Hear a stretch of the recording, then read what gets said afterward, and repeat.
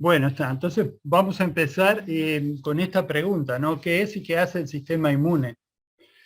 Me gustaría abrirlo esto a que ustedes hagan algún comentario de lo que entienden que hace el sistema inmune, si quieren, para empezar. Sobre todo gente que no haya hecho el curso, o sea, gente que viene, que digamos, que está teniendo contacto con un curso de inmunología por primera vez. A ver, anímense a decir lo que sea que les parece que entienden ustedes por el sistema inmune, en qué consiste, qué componentes conocen.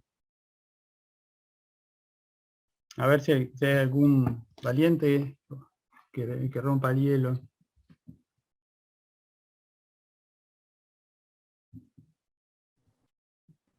Y es como el sistema que está encargado de eliminar todo aquello que es extraño, o sea, microorganismos y demás que nos afecta a nosotros negativamente. Ah, o sea, es el sistema que se encarga de vigilar que no nos enfermemos por agentes como los que están acá arriba, ¿no? Este, lo que pueden ser eh, insectos, parásitos, bacterias, virus y hongos, ¿no? Y en cuanto a componentes de la inmunidad, ¿conocen algún tipo de componente de la inmunidad? Así como si estuviéramos hablando del aparato respiratorio, te medían los pulmones, los bronquios. Con respecto a la inmunidad, ¿qué componentes puede ser que conozcan?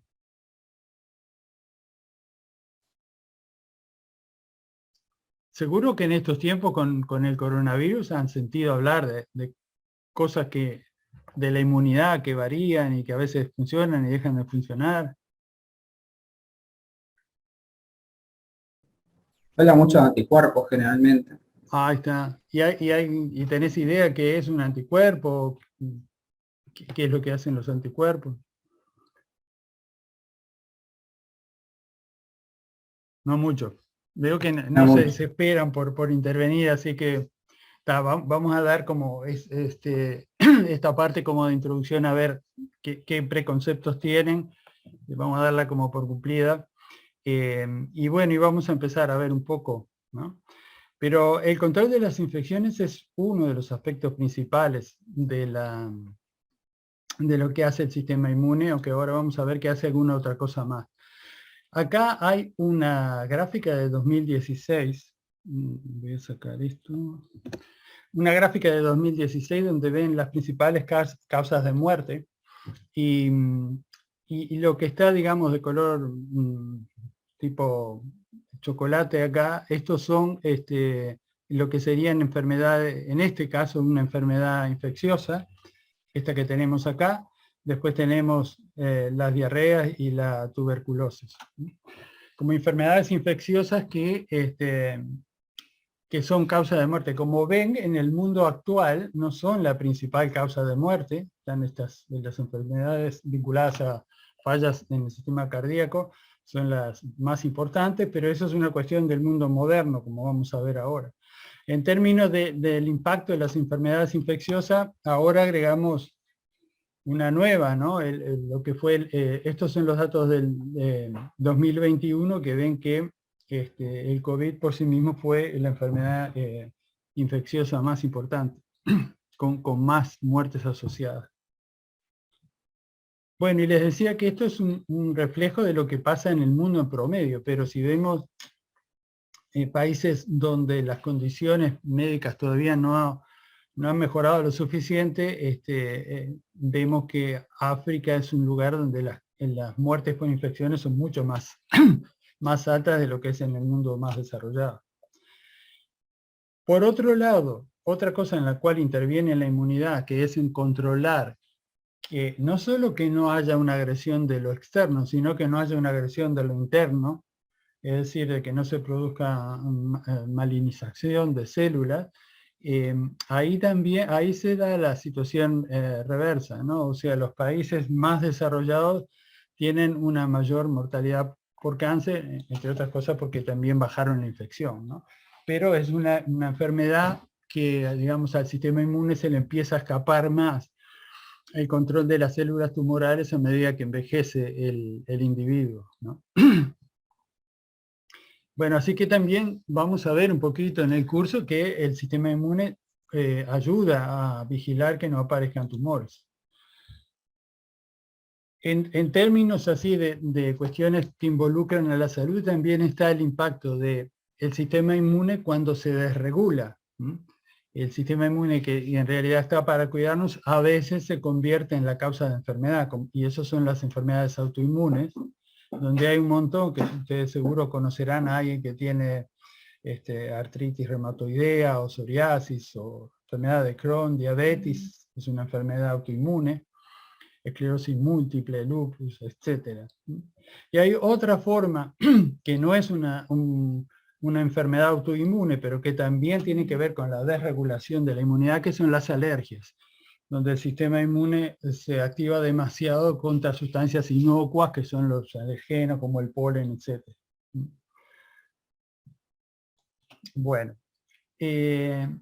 y también, digamos, ¿por qué es importante estudiar la inmunidad y para las carreras de ustedes? Yo que sé, dentro de lo que cada uno está haciendo, es porque hay muchas de la profilaxis o la terapéutica aplicada a enfermedades que tiene que ver con manipular el sistema inmune, ya sea para corregir su desregulación o para modificar el sistema inmune de tal forma que responda de una forma que nos beneficie. Y un ejemplo de eso es la vacunación, ¿no? Acá ven ustedes la expectativa de vida a lo largo de los, bueno, de los últimos 2000 años, y vemos cómo a partir de mediados del siglo pasado empezó sobre todo a aparecer la parte de antibióticos y vacunación. Antes acá era el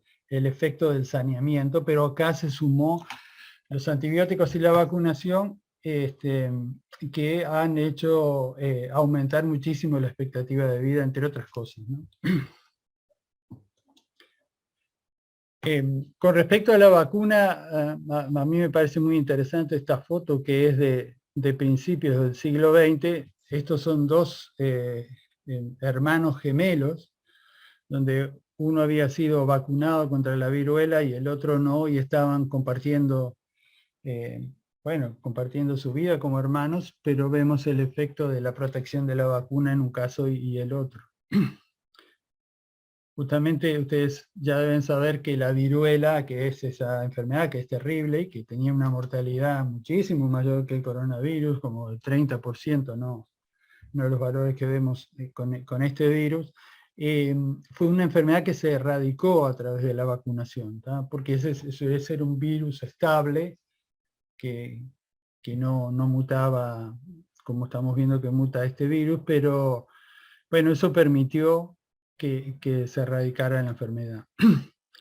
Y en términos de manipular el sistema inmune, también es importante la posibilidad de utilizar componentes de la inmunidad más allá de lo que es la vacuna, por ejemplo, generando anticuerpos que puedan ser producidos en condiciones controladas, en forma de alta pureza, para ser usados como fármacos, que esa es una forma de intervención en inmunoterapias, o cosas más sofisticadas como extraer células de pacientes y modificarlas ex vivo para luego reinyectarlas en los pacientes, ¿no? Esa forma de inmunoterapia. Así que tenemos, como ven, muchas connotaciones de entender cómo funciona la inmunidad. No sé si tienen alguna pregunta de esta parte. Acuérdense que cuanto más pregunten, cuanto más interrumpan, mejor. Así que no se sientan cohibidos, todo lo contrario.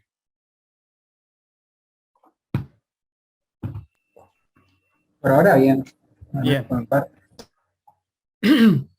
Bueno, bárbaro. Entonces vamos a irnos metiendo más en entender un poquito este pantallazo que vamos a ver hoy de cómo funciona la inmunidad. Volviendo a esta lámina donde está qué es lo que protege a estos animales o a nosotros de estos parásitos, bacterias, virus, hongos, etc. El primer desafío que tiene la inmunidad, que tiene que lidiar con un montón de organismos que son muy distintos, ¿no? Desde lo que es un virus comparado con lo que es un protozoario. Acá más abajo tengo un ejemplo donde está el parvovirus, que tiene 20 nanómetros, y lidia a su vez con un gusano como la Taenia solium, que tiene de 2 hasta 6 metros, ¿no? Eso es en rango de tamaño, pero más allá, acá está la diversidad de formas de vida con las que tiene que enfrentarse, a su vez de preservar. Acá no es tirar una bomba y que explote todo, sino que en forma controlada eliminar esa infección. Bueno, además de eliminarnos de la infección, como ya mencionamos, hay una vigilancia de células tumorales por parte del sistema inmune, y también hay una colaboración con respecto a la remoción de detritus, material de desecho del organismo, así como en procesos de recuperación y de reparación de heridas. Bueno, entonces, si vamos viendo desde afuera hacia adentro, digamos, una de las primeras formas que tenemos de evitar infectarnos es tener fronteras muy bien guardadas, ¿no? Y acá lo que vemos es justamente esto es la piel. La piel tiene una enorme superficie que es más o menos como si fuera esta puerta, ¿no?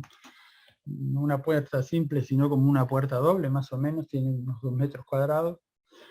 Y bueno, la piel tiene la ventaja de que tiene una gruesa capa de células muertas, donde no hay humedad y por lo tanto las bacterias no pueden reproducirse. Hay una serie de secreciones que ayudan, como vemos acá, ácidos grasos, cambios de pH. En los ojos tenemos lisosimas y otras secreciones que nos protegen. En la vagina hay también una protección determinada por el pH. Y después tenemos un territorio que es muy importante, que es el de las mucosas, ¿no? Las mucosas sería todo lo que es el revestimiento por el interior que tenemos, ¿no? Que eso es todo el aparato respiratorio y todo el aparato digestivo. Ahí hay mucosas y la superficie de mucosas que tenemos, acá la ven comparada con lo que es la piel, que es un disparate de grande. Es el tamaño de una cancha de tenis más o menos. Y además esta capa no es como la capa de la piel, que es gruesa, es una capa finita porque tiene que hacer intercambio gaseoso, intercambio de alimentos. O sea, y de hecho este es el sitio más vulnerable que tenemos, por donde ingresan la mayoría de las infecciones. La otra ayuda que tenemos es que hay una flora en cada uno de estos territorios que también ayudan a evitar que colonicen otros organismos. Y cada día más y más se entiende que la flora, sobre todo del aparato digestivo del intestino, es muy determinante de la inmunidad, o sea, tiene un rol modulador de la inmunidad, más allá de la protección, digamos, por competencia que hace en este territorio, ¿no? Bueno, entonces, ¿qué pasa con esas fronteras que, como vimos, están lo mejor guardadas posible cuando hay cuando son franqueadas? Por ejemplo, acá vemos el ejemplo, si nos clavamos una espina con bacterias. Ahí tiene que actuar rápidamente el sistema inmune porque nosotros, así como cualquier otro animal, somos un sustrato fantástico para que crezcan muchos microorganismos, ¿no? Entonces, el asunto es ahí ver cómo es que actúa el sistema inmune. Y un poco esta pregunta yo ya se las hice hoy al comienzo, que es qué componentes del sistema inmune conocemos y dónde están. Y bueno, alguien mencionó los anticuerpos, que son uno de ellos, pero hay otro montón de componentes. ¿Quieren hacer otro intento de tratar de decir algún otro componente de la inmunidad que ¿Los conozcan? antígenos? ¿Los antígenos son componentes propios o...? Ahí es una cuestión de definición. Los antígenos tienen que ver con la inmunidad, pero... ¿Los neutrófilos? Los neutrófilos, sí. Redondeando lo de los antígenos son justamente las moléculas que nuestros componentes de la inmunidad reconocen, sobre todo de lo que vamos a ver, lo que llamamos inmunidad adaptativa. Alguien mencionaba los neutrófilos. ¿Neutrófilos qué son? ¿Son proteínas como los anticuerpos? Glóbulos blancos no son unos agentes que son, no me acuerdo si eran como los primeros en actuar, tal vez. Sí, sí, los glóbulos, los neutrófilos son parte de los glóbulos blancos, sí. Son parte de lo que llamamos leucocitos o glóbulos blancos, ¿no? Sí, son células que encontramos en la sangre, muchas de ellas, otras están en los tejidos, y acá están esquemáticamente representadas, como ven hay muchos tipos, dentro de un ratito vamos a mencionar unas cuantas de estas. Dentro de los glóbulos blancos hay componentes de las dos ramas de la inmunidad que también vamos a ver ahora, pero así que vayamos de a poco. Ahí eso incluye los linfocitos, distintos tipos de glóbulos blancos que tienen gránulos, que se caracterizan por tener gránulos, y después hay glóbulos blancos que se agrupan porque tienen el núcleo no tan segmentados como los otros. Y después hay componentes solubles también que funcionan en la inmunidad, y esos incluyen los anticuerpos que ya mencionamos. Esto sería un anticuerpo, es una molécula grande de 150 kilodaltons, y después hay estas otras moléculas representan citoquinas o quimoquinas o complementos. Algo vamos a decir de algunos de ellos. Estas moléculas que ustedes van a sentir mucho en el curso, que son las citoquinas, son proteínas que las células de la inmunidad y otras células también secretan y que tienen un efecto ya sea en sí misma, ¿no? O sea, una célula a veces secreta esta proteína y tiene a su vez el receptor para detectarla, y cuando la citoquina se une al receptor, eso produce algo en la célula, o puede actuar a cierta distancia en otras células y modificarle el comportamiento o la expresión génica, o puede actuar incluso a vía sistémica. La citoquina puede terminar yendo a la sangre y desde la sangre actuar en otro territorio. Esta otra palabra que aparece acá, que dice quimioquinas, son también proteínas que determinan la migración celular. O sea, las quimioquinas, a medida, si hay un productor de quimioquinas acá y las va secretando, se genera un gradiente, y hay células que reconocen ese gradiente y avanzan hacia la concentración mayor, y de esa forma está dirigida la migración celular. Y bueno, y después está el complemento, que es como una cascada, que alguna cosita vamos a decir hoy en la clase de hoy, pero lo van a ver muy en detalle en las próximas clases. Y todos estos dos componentes, las células y los componentes solubles, funcionan de forma concertada porque porque hay una arquitectura del sistema inmune que permite la comunicación entre células, el desplazamiento entre células, etc. Uno de los aspectos más importantes de la arquitectura de la inmunidad, digamos, es el sistema linfático, que yo no sé si ustedes lo vieron ya en alguna clase, seguramente, o si no lo verán.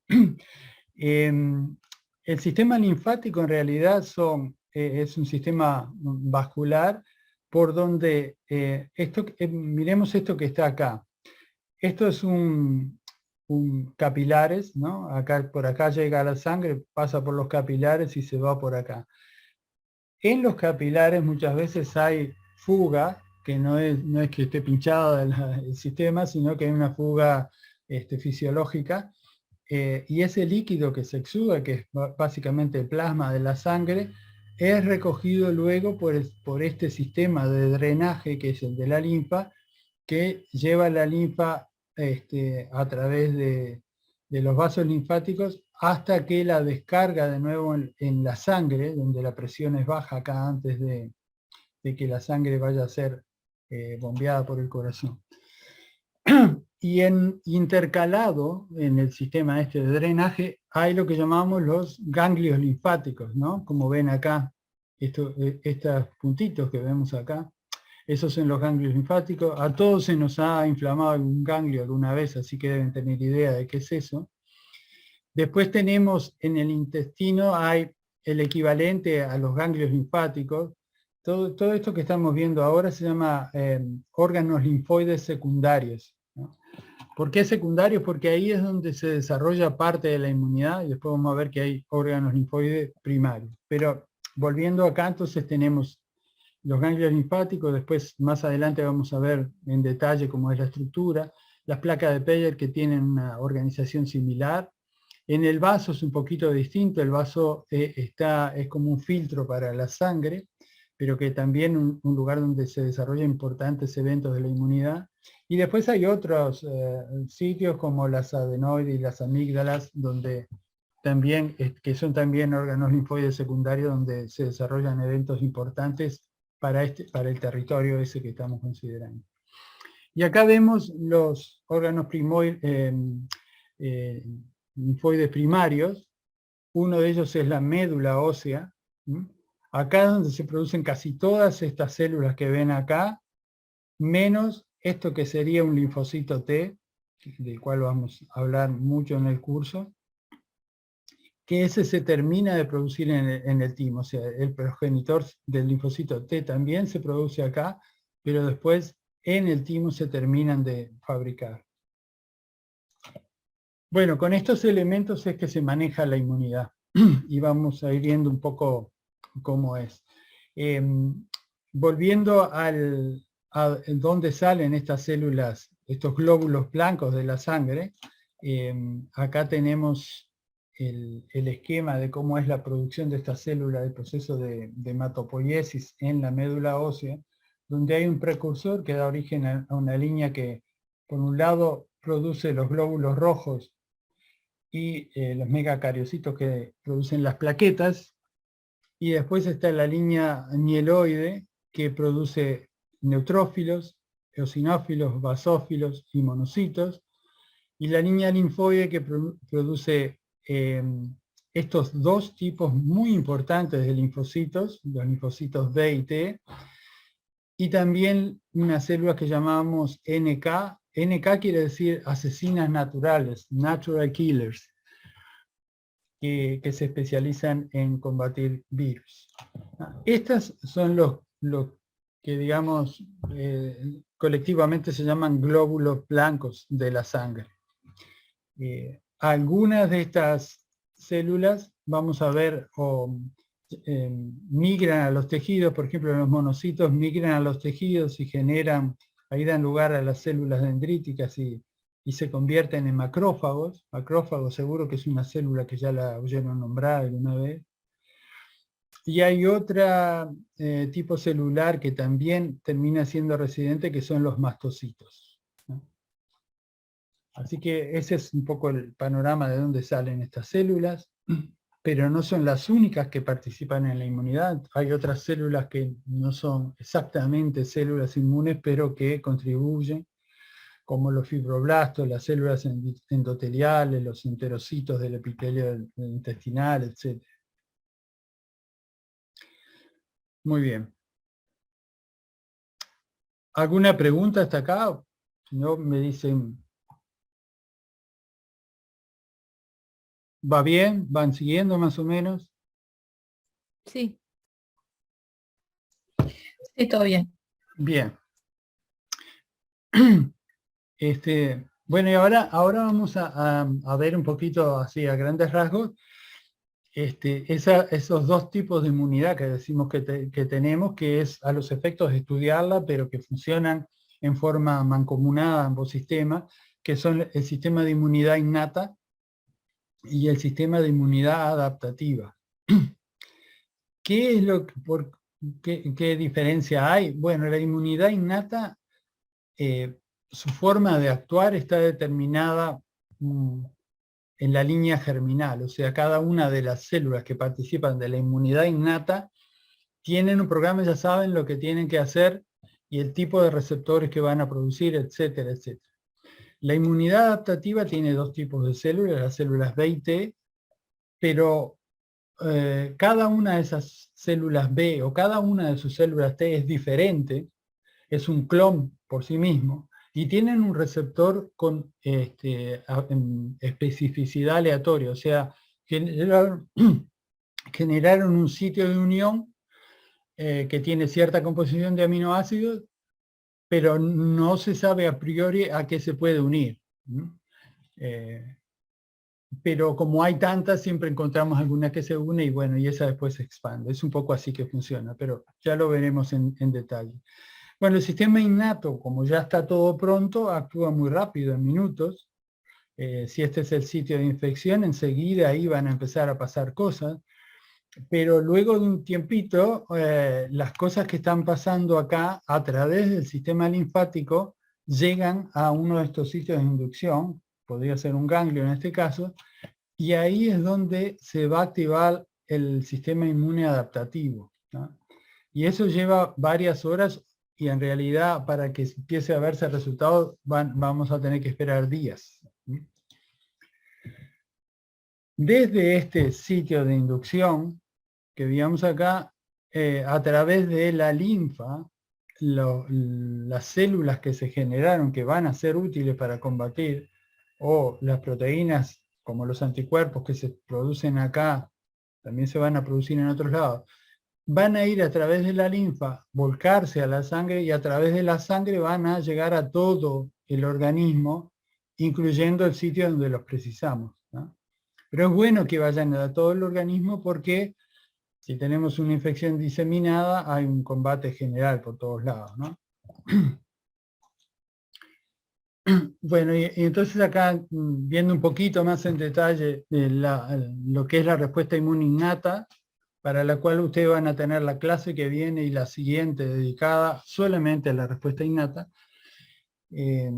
Bueno, lo que ya decíamos, ¿no? Que funciona rápidamente activándose a través de receptores que detectan de alguna forma la infección y poniendo en marcha mecanismos efectores. Estos son los protagonistas ahora ya enfocados en la respuesta inmune innata, donde vamos a tener a los macrófagos, mastocitos y células dendríticas como residentes en los tejidos. ¿Y dónde van a estar? Estas células son como células centinelas, por lo tanto, si estuviéramos hablando de un país, lo pondríamos en la frontera, y eso es lo que pasa. Estas células están en los sitios donde puede haber un ingreso de microorganismos. Por ejemplo, debajo de la piel, porque la piel se puede romper y puede haber ingreso de organismos, y también acompañando las mucosas, ¿no? Son los sitios principales de entrada. Bueno, estas son células que son como los centinelas, tienen la capacidad de alertar que está empezando un proceso infeccioso, y estos son más bien, tienen funciones efectoras.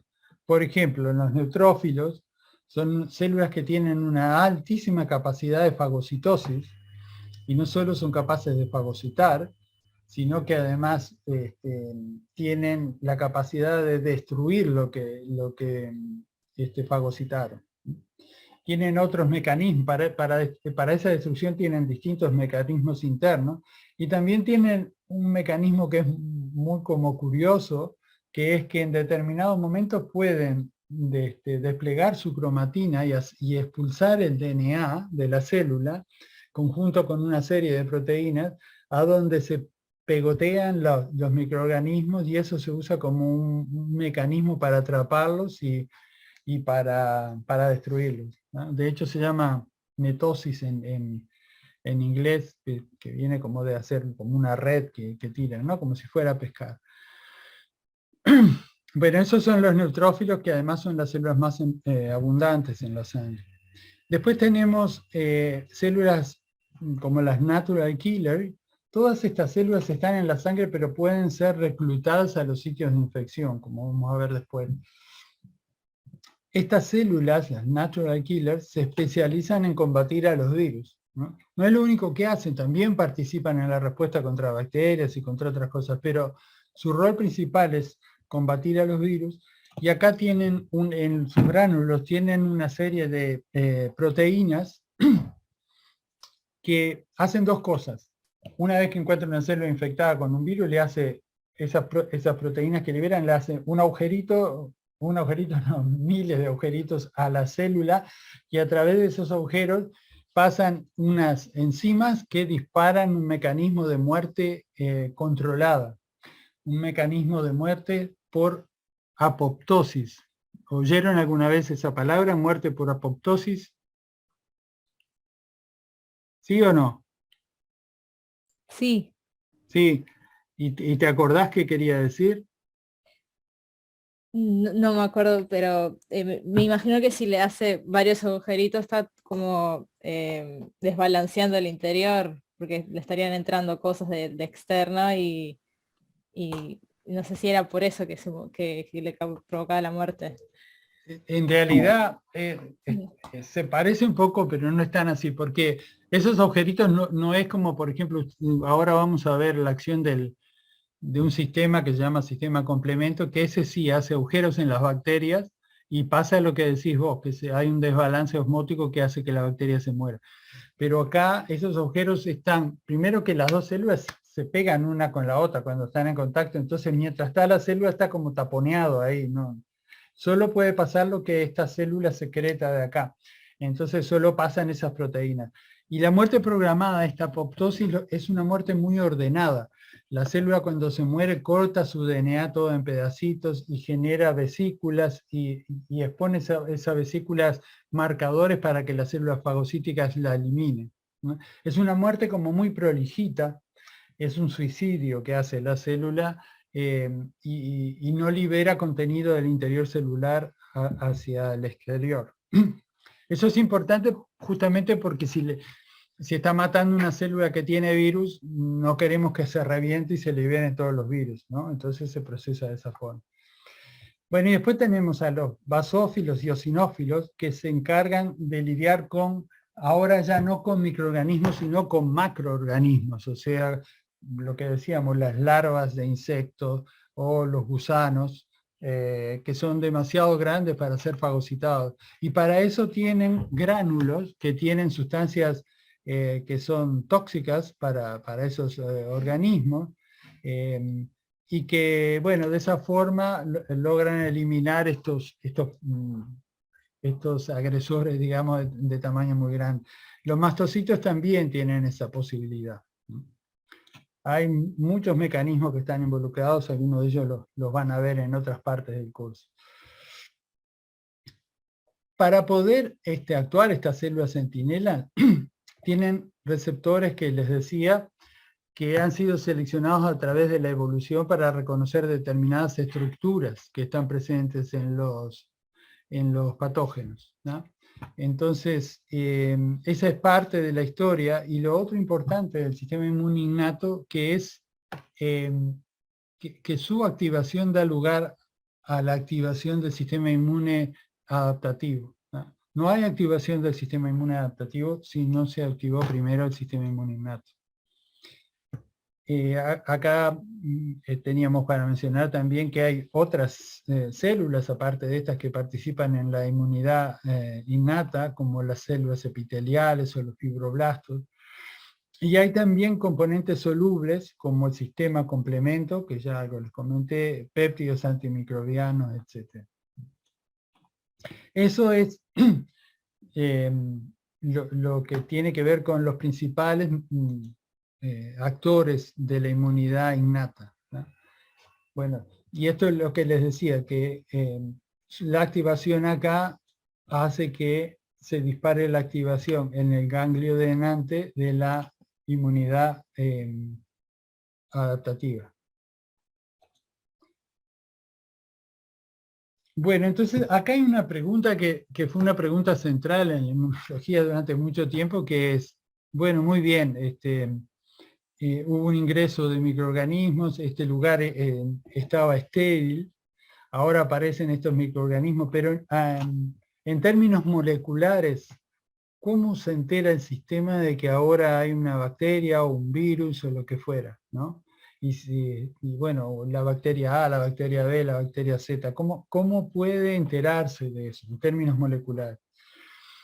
Durante mucho tiempo, en forma fácil, y cuando digo mucho tiempo es hasta hasta fines de 1980, ¿no? A fines de los 80, se partía de la base de que durante el desarrollo de los organismos aprendían a reconocer lo propio de lo no propio, ¿no? Y eso era fácil de decir, pero no había ahí mecanismos moleculares de cómo eso funcionaba.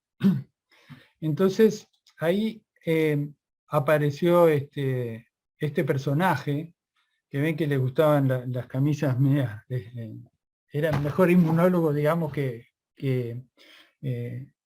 lo bueno que era para elegir sus camisas, según mi gusto por lo menos, pero que fue un crack de la inmunología, y lo que propuso es en realidad no hay, el que toma las decisiones, es un poco lo que decíamos recién, sobre contra qué hay que responder, es la inmunidad innata, ¿no? Esa primer inmunidad, y eso ocurre, como ya hemos mencionado, a través de receptores que se han adquirido evolutivamente, que son de hecho ancestrales, que hacen foco en componentes que tienen los microorganismos, y esos componentes, para que sea válido, no son los componentes que los microorganismos cambian mucho. Son componentes que son básicos para su estructura y no los pueden cambiar. Ahora vamos a ver ejemplos enseguida de esto. Y eso permitió un avance enorme porque ahí eso clarificó muchísimo las cosas que estaban pasando. El otro desarrollo bien importante vino después porque esto no explicaba todo. Por ejemplo, acá hay componentes, según esta teoría, bueno, eran los componentes de microorganismos que activaban la inmunidad, pero ¿cómo entonces el sistema inmune podía vigilar a las células tumorales si ahí no hay componentes de microorganismos, ¿no? ¿Cómo podía activarse la inmunidad ahí? Y ahí el aporte grande lo hizo Polly Matzinger, que es un personaje bien interesante porque terminó su carrera después de trabajó en un montón de cosas, entrenadora de perro, de conejita de Playboy, y finalmente, cuando estaba trabajando de camarera en la Universidad de Davis, en California, hablando, escuchaba las conversaciones de los profesores y se metía a hablar porque no era ninguna tonta y sabía muy bien de las cosas que estaban hablando, y tanto es así que le promovieron que siguiera una carrera, y cuando se convirtió en una de las inmunólogas más importantes que hay, y su aporte fue decir, no solo los componentes de patógenos pueden ser detectados por la inmunidad, también el sistema puede detectar señales de peligro que no son solo el patógeno, sino que, por ejemplo, vienen por el propio daño celular. Porque cuando tenemos una infección, generalmente tenemos destrucción celular, etcétera, etcétera, que libera componentes, por ejemplo, que no estaban en la célula y pueden ser detectados. Y ese fue un aporte muy importante que, digamos, redondeó la forma de cómo entendemos que el sistema inmune se activa contra las distintas agresiones, incluyendo las células tumorales. Hay otra anécdota interesante con Polly Matzinger, que uno de sus primeros artículos que escribió fue un trabajo que hizo en forma individual y no lo quería escribir en primera persona. Entonces puso a su perro como autor, le puso un nombre al perro y lo puso como autor, y bueno, después eso trascendió y nunca más la dejaron publicar en esa revista, pero como ven era todo un personaje. Bueno, yendo a los detalles de cómo es el reconocimiento inmune innato, acá les muestro algunos ejemplos de lo que son los PAMs, estos patrones asociados a patógenos que son cosas conservadas. Por ejemplo, muchas bacterias tienen en su flagelo una proteína que se llama flagelina, que es relativamente conservada. Entonces, una vez que hay un receptor para un tipo de flagelina, funciona con muchas flagelinas y bueno, puede alertar de la presencia de bacterias. Otra es detectar los componentes de la pared celular. por ejemplo, los peptidoglicanos, los ácidos teicoicos, dependiendo si es gram positivo, en gram negativo están además los LPS.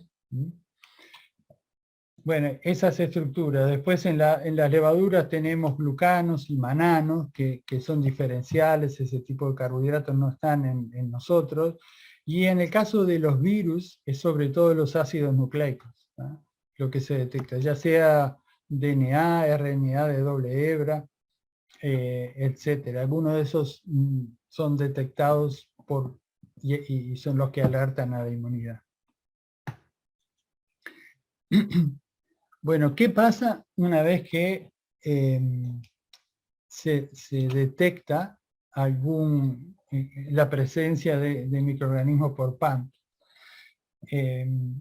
Los receptores para los PAMs, como esquemáticamente está acá, están en distintos lugares de la célula. Ven que hay muchos que están en la superficie de la célula. Esta es una célula propia, ¿no? Una de las células centinelas, que puede ser un mastocito, un macrófago, una dendrítica. Tienen receptores en la superficie, pero también hay receptores en las vesículas. ¿Por qué en las vesículas? Porque muchas veces estas células son fagocíticas, ingresan el patógeno, ahí una vez que lo ingresaron, digamos, por acción de las enzimas líticas o otros mecanismos, empiezan a ser desarmados o fragmentados los componentes, y bueno, hay receptores que permiten detectar eso. Por ejemplo, en el caso de los virus, los detectores que detectan ácidos nucleicos muchas veces están acá, porque ahí es donde el virus ya se empezó a desarmar. Y después hay detectores, si estamos hablando de virus, para el lugar donde se desarrollan los virus, que es el citosol, ¿tá? Entonces también hay receptores en el citosol. Y una vez que esos son detectados, por ejemplo acá tendríamos esta bacteria con los distintos PAM, eso puede, cuando es detectado por esta célula, eso da lugar a la activación, reprogramación de la expresión génica, y eso termina dando lugar a la secreción de citoquinas, quemoquinas, péptidos antimicrobianos, ¿no? Todos elementos que contribuyen ya sea al fenómeno de inflamación, que ahora vamos a mencionar un poco más, o a tener funciones efectoras ahí, como puede ser el de los péptidos antimicrobianos, que se intercalan, por ejemplo, en las estructuras de las bacterias, pero no en la nuestra. Bueno, y hay otros de estos receptores que ayudan a la fagocitosis. Algunos son receptores incluso solubles, que pueden unirse a determinado PAM, como se mostraría acá. Este es el PAM, este es el receptor soluble, y esta célula tiene a su vez receptores para este componente. Entonces se favorece la fagocitosis. Y la inflamación, como decíamos, es un fenómeno que está muy determinado por las citoquinas y quemoquinas, que lo que hace es, en el sitio donde se está dando la infección, permitir una serie de mecanismos que facilitan el ingreso de otras células con funciones efectoras, y que también las quimioquinas las guían hacia donde deben ir, y es un fenómeno que contribuye también a la inmunidad adaptativa. Bueno, esto que mencionamos acá fue la contribución de Janeway, que habló de que había motivos conservados en patógenos. Esta es la contribución de Metzinger, que decía que había componentes que aparecían por daño celular. Entonces, acá hay esquematizado la aparición de componentes cuando una célula se muere, no en forma ordenada, como decíamos hoy, por apoptosis, sino por un daño provocado, por ejemplo, por un patógeno que hace que se libere el contenido celular. Entonces ahora se libera contenido celular y puede haber receptores para detectarlo. Y también cuando, debido a la actividad de los microorganismos, se degrada la matriz extracelular. Ahí también aparecen componentes que son detectables por esta célula. Acá tienen algunas de las proteínas o moléculas que son típicamente detectadas como indicadores de daño celular. Entre ellas, esta es una proteína, la High Mobility Group POX1, es una de los DAMs más importantes, pero como ven hay un montón más. Así que la inmunidad se activa tanto por componentes bacterianos como por el resultado del daño que provocan esos patógenos, ¿no? Y bueno, el resultado es el de la inflamación. La inflamación, como decíamos hace un ratito, acá estaban estos microorganismos, fueron detectados, empiezan a secretarse estas citoquinas que vemos acá. Eso tiene efectos sobre las células de los capilares sanguíneos que se modifican, por ejemplo, se contraen abriendo sitios que favorecen el pasaje de componentes de la sangre, y entonces estas quimioquinas las dirigen para traerlas al sitio de infección, ¿tá? Se modificó el endotelio, ¿no? Y fueron atraídos. Estos serían neutrófilos que son muy buenos haciendo fagocitosis. Acá ven un neutrófilo que está persiguiendo a este diplococo. También por interacciones moleculares detecta que está ahí, bueno, pum, ahí logró atraparlo y una vez que lo tiene adentro, como decíamos, los neutrófilos tienen una serie de gránulos que pueden verter en la vesícula endocítica y además producir especies reactivas del oxígeno o de nitrógeno que lo van a destruir a esta bacteria, ¿tá? Muy bien. Entonces, redondeando un poco la activación del sistema inmune innato, lo que tenemos acá es una fase de reconocimiento de activación, que fue lo que estuvimos viendo, y las funciones efectoras, donde lo más importante quizás es la fagocitosis, o una de las más importantes. Si es un virus, quizás aparezca también la citotoxicidad mediada por células NK. Después hay producción de sustancias antimicrobianas, como los péptidos que mencionábamos, o la lisocina, que pueden degradar las bacterias, o son sustancias que se pegan a la bacteria y al recubrirla facilitan la fagocitosis, lo que llamamos opsoninas en general. Después está el sistema complemento, que es un sistema complejo parecido al de la coagulación, donde primero se activa una proteína que se escinde, y eso hace que adquiera cierta actividad proteolítica, y esa entonces activa otro componente y que aparece una nueva actividad enzimática, y eso tiene un efecto amplificador muy importante. Y como funciones efectoras, termina siendo un poro. Como hablábamos recién, hay poros y poros. Este poro sí que es un poro grande que hace que la célula pierda electrolitos y por lo tanto termine muriendo por lisis. Hay otras funciones de complemento, componentes que va alargando el complemento, que de repente ayudan a aumentar la inflamación porque también actúan sobre el endotelio y abren los vasos, o ayudan como moléculas quimioatrayentes, o también como opsonina. Así que hay un montón de funciones efectoras que muchas veces son suficientes para contener las infecciones, ¿ah? De todas formas, como mencionamos, siempre la respuesta inmune innata contra microorganismos se acompaña de inflamación y bueno, y ese proceso de inflamación es también activador de la inmunidad adaptativa, ¿no?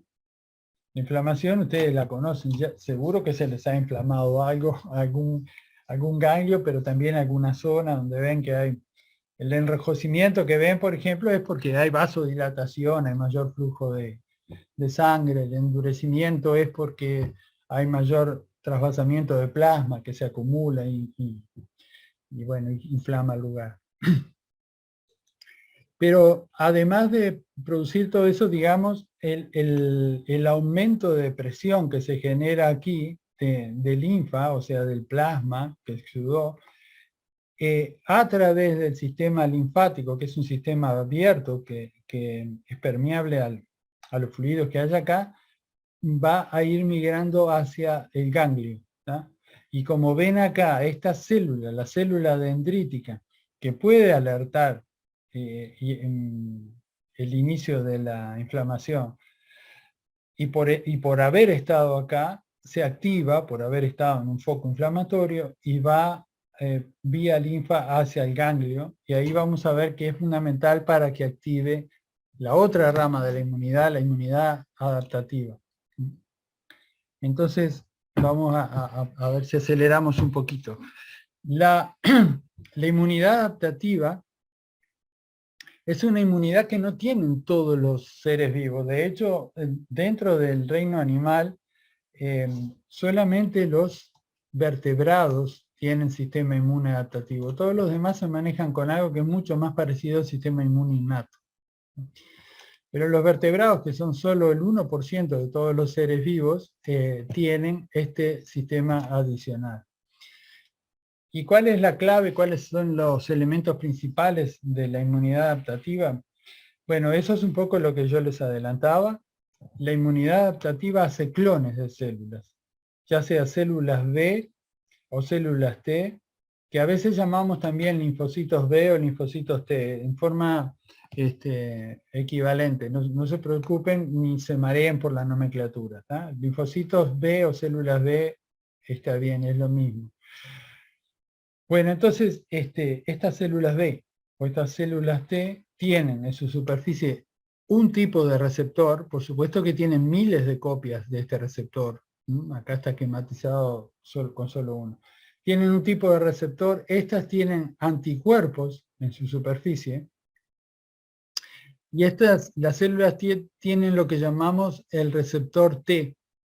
No muy creativo el nombre, pero está. Es el receptor T o TCR también lo llamamos. Y bueno, de esta tenemos dos linajes que van a funcionar como células efectoras, las que tienen un marcador adicional que se llama CD8 o CD4. Y las células B, si bien en su forma original tienen el anticuerpo en su superficie, cuando se activan lo secretan. ¿tá? Y es la forma secretada del anticuerpo lo que es útil de las células B. En cambio, en los linfocitos T, el receptor nunca se secreta y las células actúan así, como tal.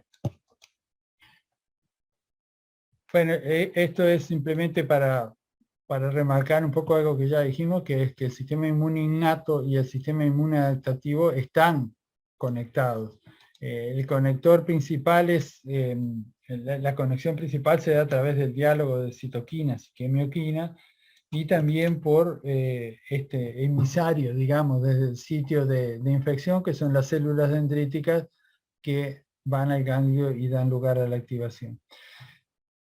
Pero vuelvo a enfatizar acá la diferencia en cuanto a la disponibilidad para actuar. Acá esto está disponible en minutos o horas, y estas células requieren días o semanas. ¿Por qué? Bueno, el asunto es que la célula que va a ser útil, a ver qué es lo que viene.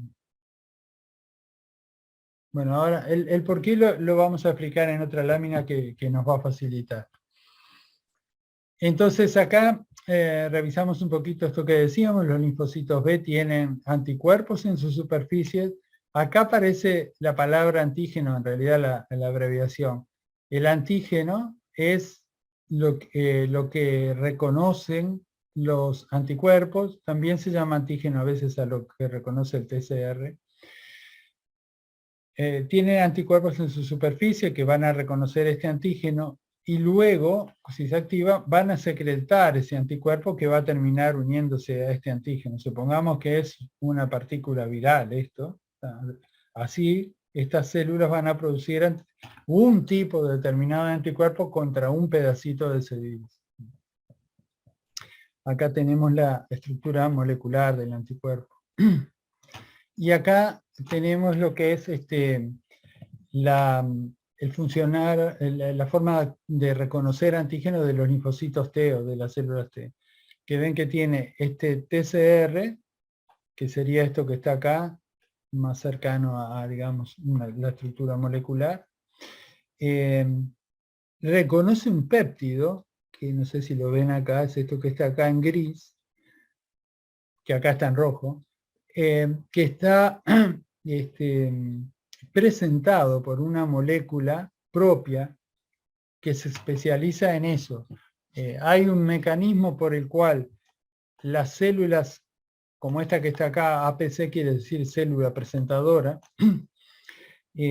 estas células, por ejemplo, fagocitan un antígeno o una bacteria, la destruyen en sus fagolisosomas y luego presentan péptidos que derivan de esa bacteria que los asocian a unas moléculas propias y luego esa molécula sale a la superficie. Y esto es lo que reconoce el linfocito T. Quizás a esta altura, si ustedes nunca vieron esto, dirán, ¿y esto para qué diablos puede servir? ¿Ah?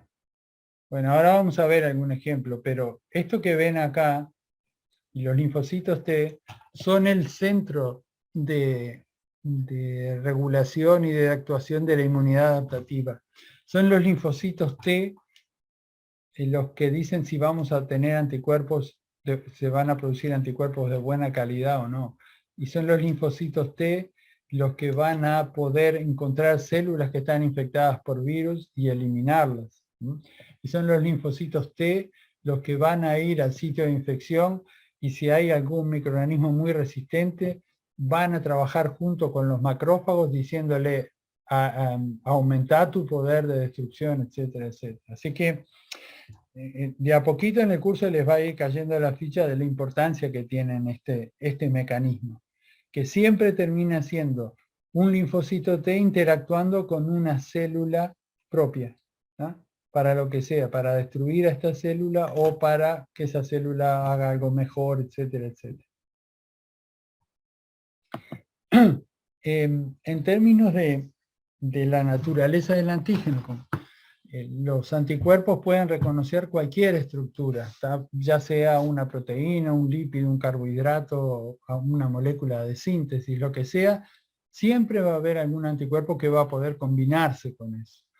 Y no solo contra esta parte, por ejemplo en este caso, esta parte de la molécula, sino que además va a poder combinarse de repente con distintos sitios de esta molécula, como se muestra acá.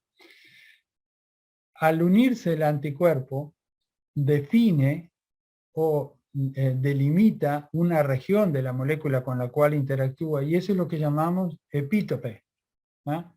Entonces acá habría un epítope, este es otro epítope.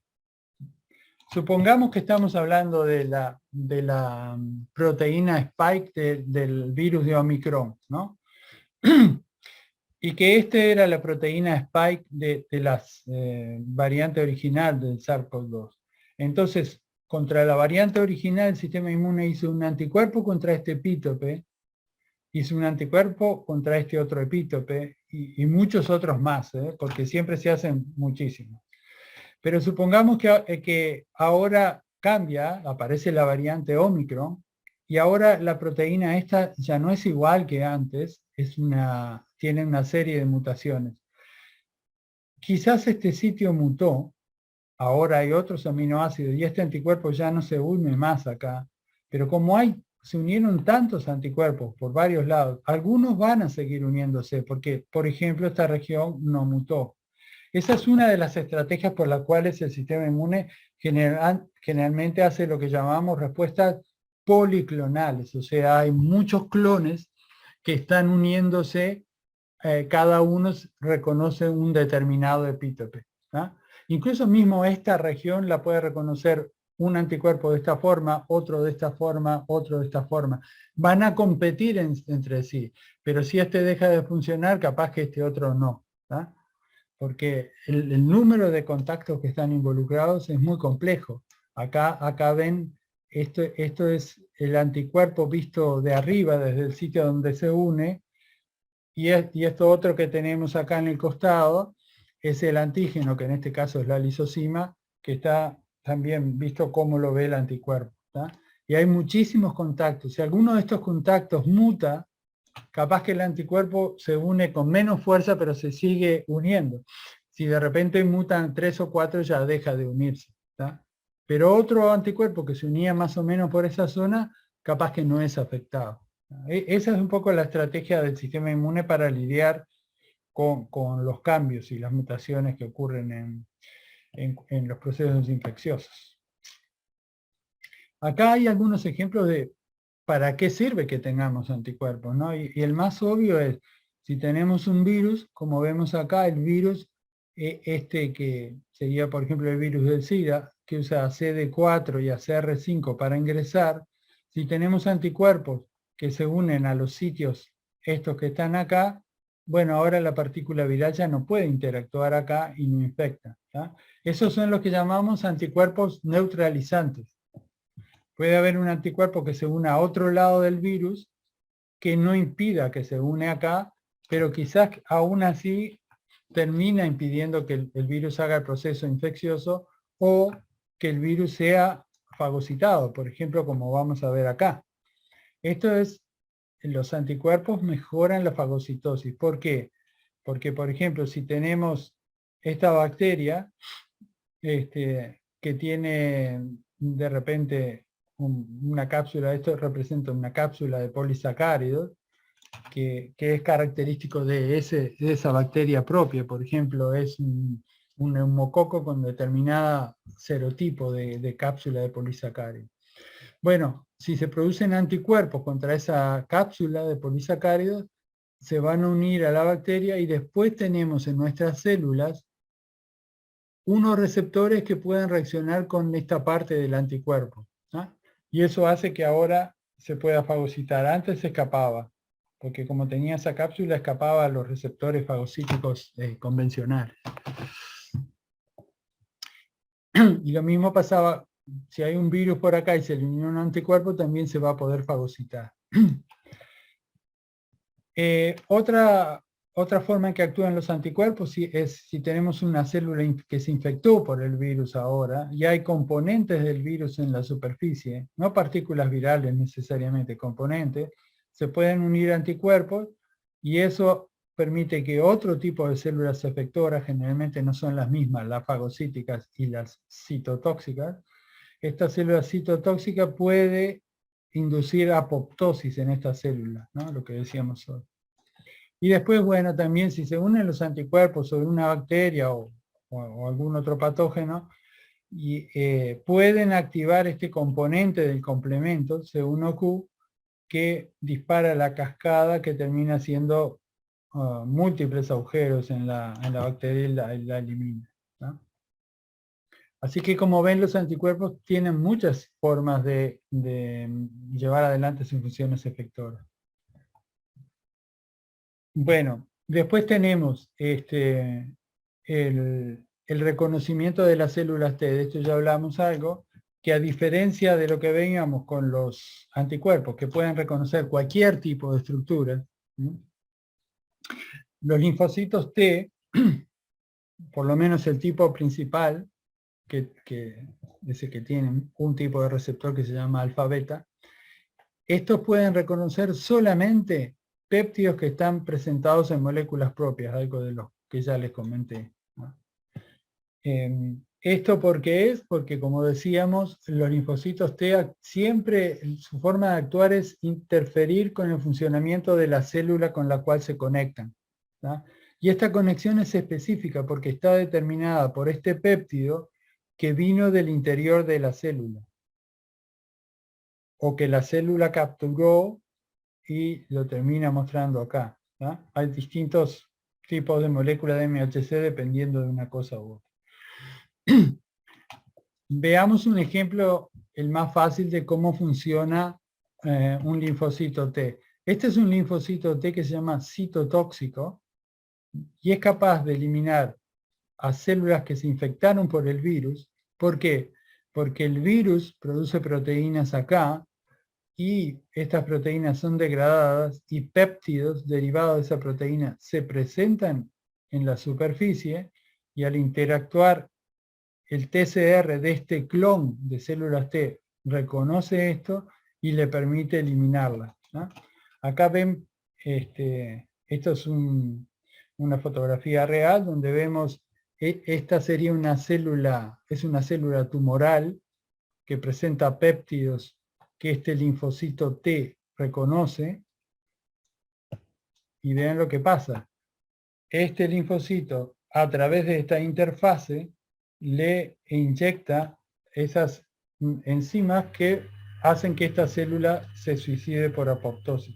Ven que forma estas vesículas encerradas, no libera su contenido, y esas vesículas pueden ser reconocidas por los macrófagos y ser destruidas en forma muy ordenada. ¿Tienen alguna pregunta en particular acá? Yo sé que la parte de linfocitos T es como la más, por lo menos a mí me parece la más como difícil de digerir. No sé cómo, si más o menos lo pudieron seguir.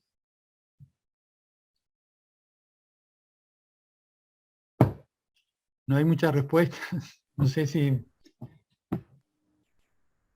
Se pudo, sí, pero lleva su tiempo porque es como todo nuevo. Claro, está. Lo Todo importante nuevo. es que más o menos les parezca que, volviendo a ver esto, les sirva de algo esta primera introducción que estamos haciendo, ¿no? Claro, sí. Esa es un poco la idea, pero son muchos conceptos y además es como para darles un pantallazo general la clase de hoy. Cada uno de estos temas se va a ver en detalle después. Bueno, otra cosa que vamos a ver en el curso es cómo está resuelto el tema de, bueno, yo tengo, para poder hacer un receptor que tiene una estructura en forma aleatoria, algo tengo que tener, porque no es lo común, ¿verdad? En general nosotros tenemos un gen, una proteína. ¿Ah? Acá, cada uno, nosotros tenemos muchos anticuerpos y cada clon es parecido con las células T, pero vamos a suponer que estos son linfocitos B o células B que tienen anticuerpos en su superficie. Los colores, ¿qué quieren decir? Que en el sitio donde se une al antígeno, en las puntitas acá, algo tienen distintos un clon de los otros. El resto de la molécula es similar, ¿no? Entonces, el mecanismo para poder hacer eso en términos genéticos es muy sui generis del sistema inmune, ¿no?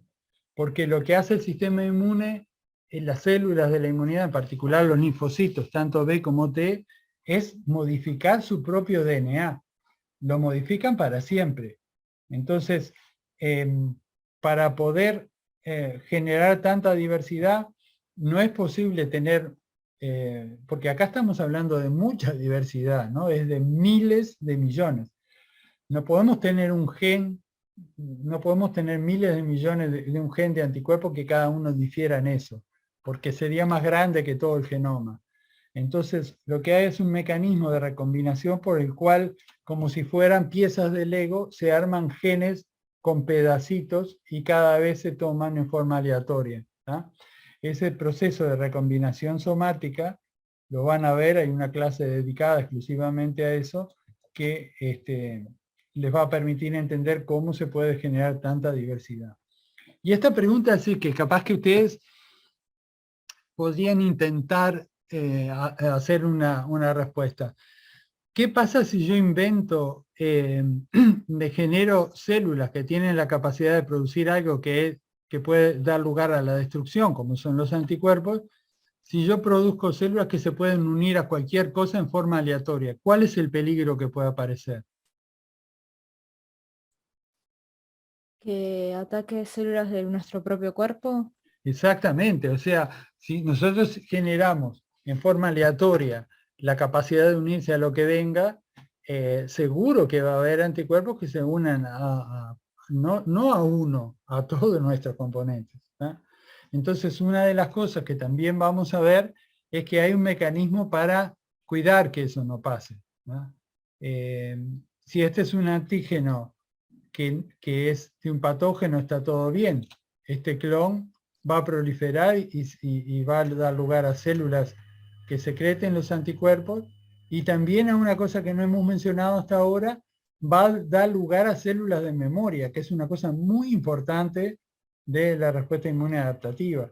Como costó encontrar esta entre miles de millones y hubo que expandirla y esperar que se expandiera, por las dudas de que aparezca de nuevo el agente invasor, el sistema guarda algunas células para producir nueva cantidad de anticuerpos. Y como le decía, bueno, acá venía la pregunta de cómo evitamos la reactividad con lo propio, y ahí vamos a ver que hay mecanismos de tolerancia, tanto en el sitio donde se generan las células como una vez que salen, para evitar que reaccionen con lo propio, ¿no? Pero como ya hemos mencionado, y haciendo un poco de spoiling acá, cuando se desarrollan enfermedades autoinmunes es porque lamentablemente estos mecanismos no son 100% infalibles, ¿no? En algunos casos fallan. Bueno, entonces decíamos que la respuesta se inicia cuando las células dendríticas que estaban acá, por la inflamación se activaron y por la linfa van hacia el ganglio. Eso está ejemplificado acá. Este evento es fundamental. Las células están en un estado inmaduro en el sitio donde se da la infección. La infección las hace madurar y activarse. Y bueno, van al ganglio y ahí pueden activar las células T, que después se activan también a las células B. ¿Cómo ocurre esto? Bueno, acá estamos viendo un poco lo que sería el sitio de infección, donde hay un sistema de capilares, que hubo vasodilatación por el propio efecto inflamatorio, y los vasos linfáticos drenantes empiezan a drenar la linfa, que va a empezar a ir a los ganglios más cercanos, ¿no? Y bueno, esto es la estructura de un ganglio, más o menos con los componentes principales que podemos ver. ¿Cómo funciona un ganglio, que es un tipo del tejido linfoide secundario? Vamos a ver que la placa de Peyer, el vaso, tienen similitudes con esto, sobre todo las placas de Peyer. Pero bueno, cada uno tiene alguna característica. Pero hoy vamos a usar como ejemplo los ganglios, que son quizás la estructura más común que tenemos. Entonces lo que vemos es que hay sistemas por los cuales llega la linfa, ¿no? Que puede venir de varios lados. Estos son los vasos linfáticos aferentes, porque llegan. Luego el material que viene por acá, la linfa que llega por acá y los componentes que llegan del sitio que está drenando, atraviesan este territorio, donde se van a encontrar sobre todo células B. Luego viene una parte de células T, que son esta región que está acá, y luego, luego sigue de largo y va a través de los otros vasos linfáticos al final terminar volviendo a la sangre, ¿no? Ahora bien, si tenemos acá otra cosa que tenemos que decir. ¿Cómo llegan las células B y T? Que se están reponiendo continuamente, porque en los ganglios las células B y T en forma muy dinámica acceden al ganglio, están un tiempo en el ganglio y luego salen y vuelven a ir a otro ganglio o a circular por la sangre o se mueven, ¿no? ¿Cómo llegan? Llegan a través de la sangre, y en estos capilares que tenemos acá, que se llaman las vénulas del alto endotelio, salen de la circulación sanguínea y entran al ganglio, y cada una tiene tropismo por, ya sea, si es una célula B por esta región, si es T por esta, ¿eh? Una vez que están acá, y si pasaron tanto tiempo y no pasó nada, por el aferente, van otra vez a circulación y de repente van a dar otro ganglio, etc. ¿Qué pasa si este ganglio está drenando un sitio de infección? Bueno, ahora van a llegar células dendríticas activadas y antígenos, ¿no? Y estos acá se van a encontrar primero con células T, y las células dendríticas las van a activar, Y luego algunas células T activarán también células B. Y de este ganglio van a salir, si eso ocurrió, células B y T que se activaron para actuar donde corresponda que actúen. Pero esa arquitectura del sistema inmune es la que en forma eficiente permite que los componentes que están llegando del sitio de infección se encuentren con clones que son muy raros, ¿no? Porque este sistema permite que las células B del organismo continuamente estén ingresando por aquí y viendo qué antígenos hay y luego se van y etcétera, etcétera. Así que esto es, porque eso es como encontrar una aguja en el pajar, ¿no? Encontrar el clon que produce el anticuerpo adecuado o los anticuerpos adecuados. Bueno, luego esos componentes entonces dijimos que a través de la circulación van a ir vía linfa primero y luego por la sangre, van a ir a todo el organismo llegando al sitio de infección. La forma en que las células B y T que vienen de la sangre llegan a los ganglios es a través de las vénulas del alto endotelio, como dijimos, y acá ven que hay un esquema que es, en términos moleculares, está concertado de acuerdo a los receptores que tienen su superficie. El linfocito en cuestión, supongamos que este es una célula D que está haciendo que primero interactúa con estas moléculas, el CAM1 por ejemplo, eso la empieza a frenar, luego eso permite que interactúen este receptor, por ejemplo, con componentes que aparecieron por la inflamación, supongamos es una quemoquina que apareció inflamación no, perdón, acá estamos en un ganglio. Son quemoquinas que se producen en el ganglio. Estas células tienen receptores para eso porque son linfocitos que llamamos vírgenes, y una vez que se da esa unión se refuerza con uniones de integrinas y eso permite la diapédesis, es decir, esta célula atraviesa la frontera que hay en el ganglio y sale de la circulación, ingresa justamente al ganglio a ver si se encuentra con algún antígeno. Ese encuentro acá estaríamos representando que una célula T se encontró con una célula dendrítica que vino del sitio de infección y esta célula vino activada, tiene la capacidad ahora de activar esta célula T, y esa célula T se va a activar en forma diferencial de acuerdo a qué tipo de microorganismo había en el sitio de infección. El microorganismo no está acá, pero esta célula dendrítica que se activó en el sitio de infección adquirió un fenotipo ajustado al tipo de microorganismo que estamos considerando, ya fuera un virus, o un hongo, una bacteria extracelular o un gusano, por ejemplo, ¿tá? Y eso va a hacer que esta célula se active con un perfil adecuado para cada uno de esos. Por ejemplo, si era un gusano, queremos que se activen células TH2, que llamamos TH2. Si fuera otro tipo de patógeno, daría otro tipo de respuesta, ¿tá?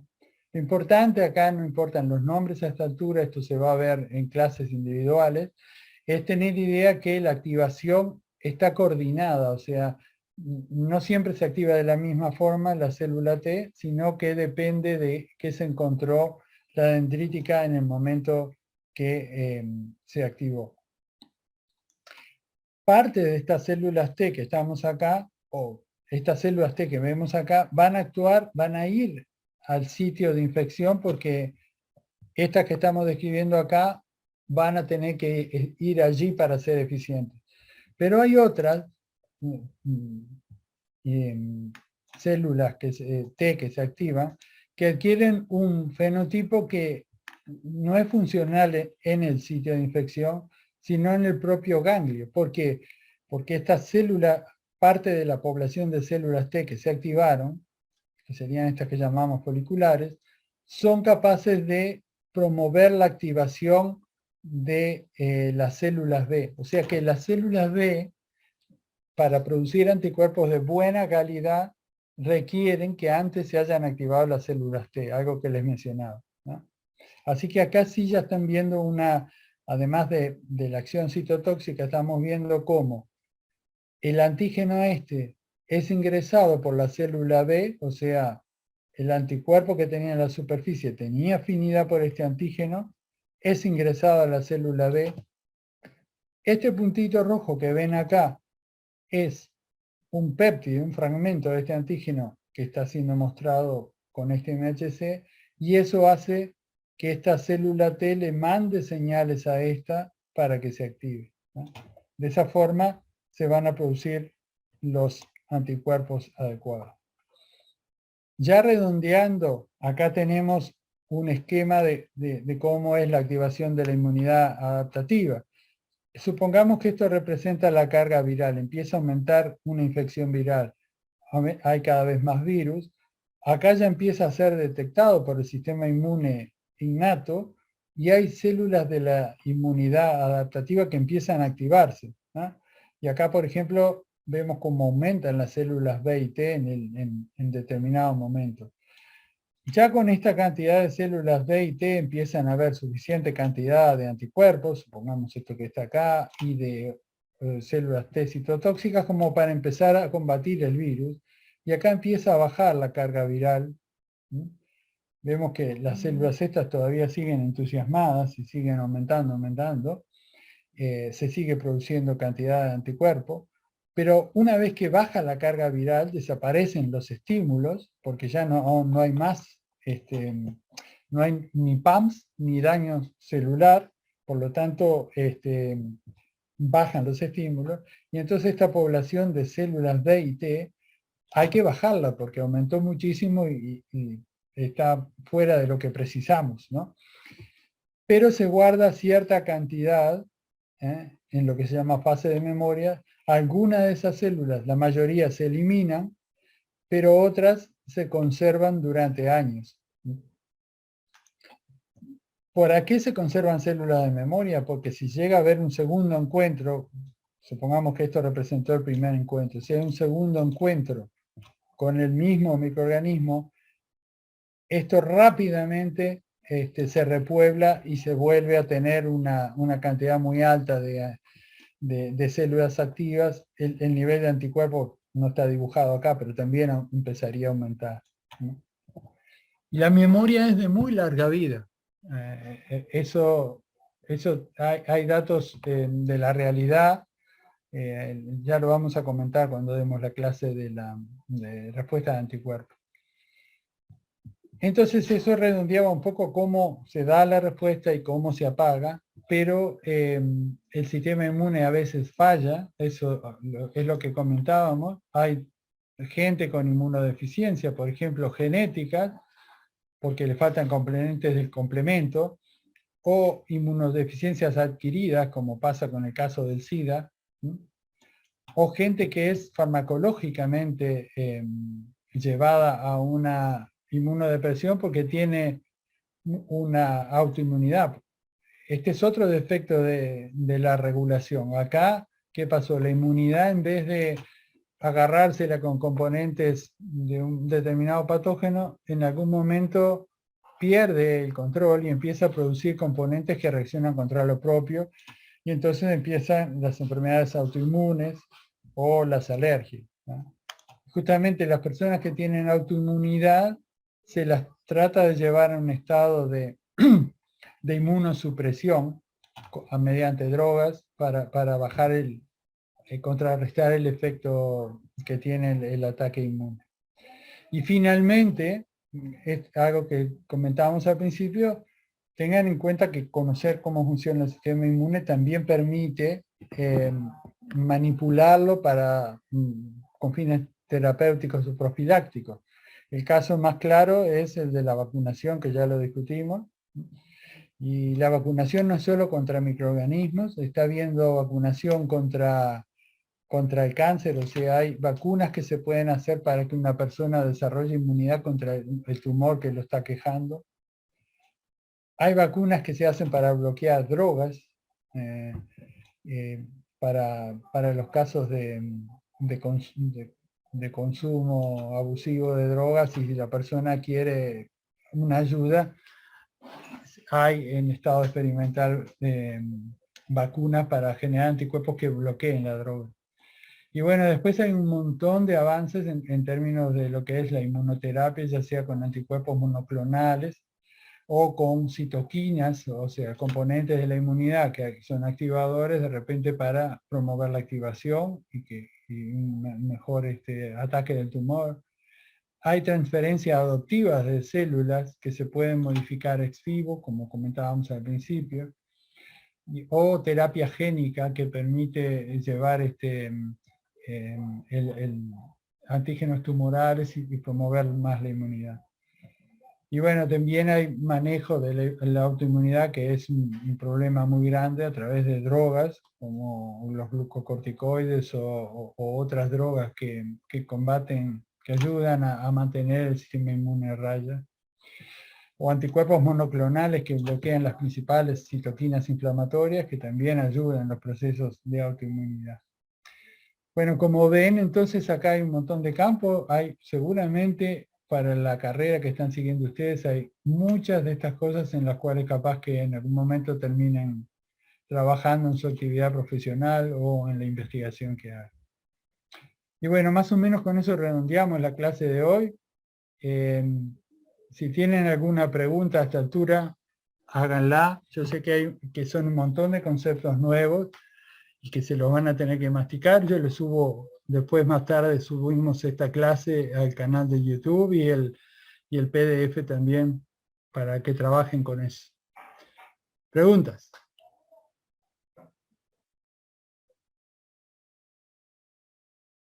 ¿Están todavía ahí o...? Sí, estamos acá. Pero no se animan a hacer alguna pregunta o los desbordamos un poquito. Bueno, si no tienen ninguna pregunta o si se les ocurre más tarde, pueden enviarla por otra vía. Estaríamos dejando por acá y la próxima clase la van a tener el miércoles con Valeria. ¿Está bien? Muchas gracias.